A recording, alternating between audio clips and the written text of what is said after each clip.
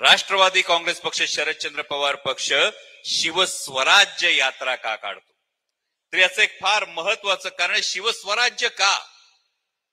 तर छत्रपती शिवाजी महाराजांचं नाव घेतलं की जय जयकार करताना ज्याच्या नरड्यातून जय निघत नाही असा आवाज महाराष्ट्रात सापडणार नाही.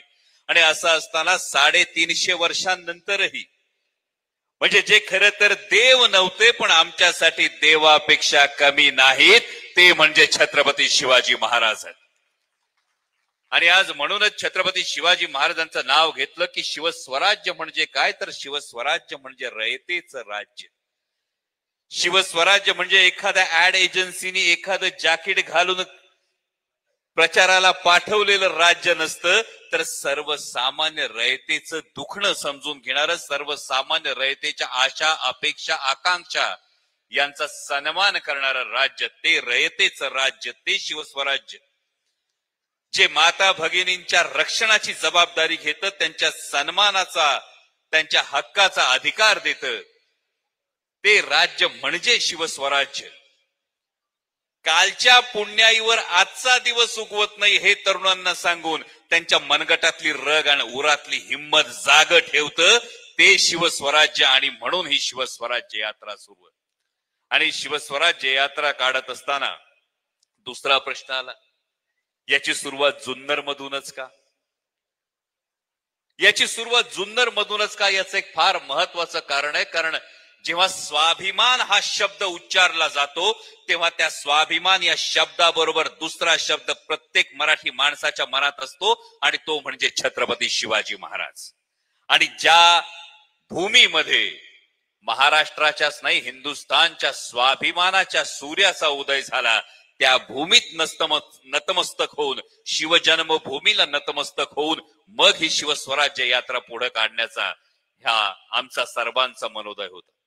कारण हे स्वाभिमानाचं प्रतीक. आणि ही शिवस्वराज्य यात्रा पुढे जात असताना या स्वाभिमानावर, या मराठी स्वाभिमानावर वारंवार घाले घातले जात आहेत, वारंवार आक्रमण होत आहेत. हा मराठी स्वाभिमान जागवण्यासाठीची ही यात्रा आहे. कुठे कुठे घाला घातला जातो. शेतकऱ्यांच्या बाबतीत मगाशी सत्यशील दादांनी सांगितलं, याच्या आधीच्या वक्त्यांनी सांगितलं. म्हणजे जेव्हा पंतप्रधान कृषी सन्मान निधी येतो, त्याचे गोडवे गायले जातात आपल्या खिशातून. मी कायम सांगतो हे उदाहरणामध्ये, खतावर जीएसटी, ट्रॅक्टरवर जीएसटी, बी बियाण्यावर जीएसटी, या सगळ्यावरचा जीएसटी काढून घेतात.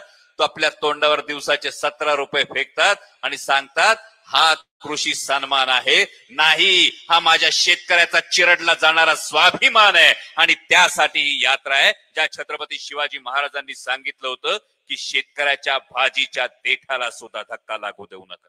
आपण कांद्याच्या बाबतीत पाहिलं, सोयाबीनच्या बाबतीत पाहिलं, विदर्भात कापसाच्या बाबतीत पाहिलं. आज सुद्धा भावांनो परिस्थिती ही आहे. मागे राज्याचे उपमुख्यमंत्री जयंत पाटील साहेब म्हणाले होते की माननीय मोदीजींना आम्ही सांगितलं कांद्यावरची निर्यात उठवा. ऐकलं सगळ्यांनी? परिस्थिती आजची काय भावांनो?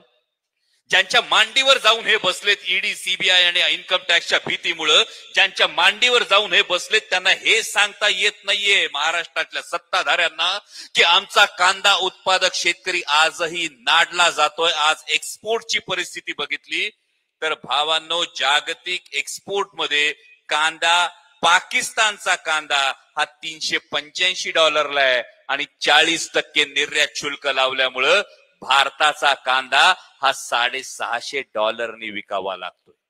आणि त्यामुळं बाजारपेठेत मागणी पाकिस्तानच्या कांद्याला आहे, भारताच्या कांद्याला मागणी राहिली नाही. कारण 40% निर्यात शुल्कामुळं आपला कांदा महाग विकावा लागतो आणि आपली निर्यात जेमतेम 10% आली.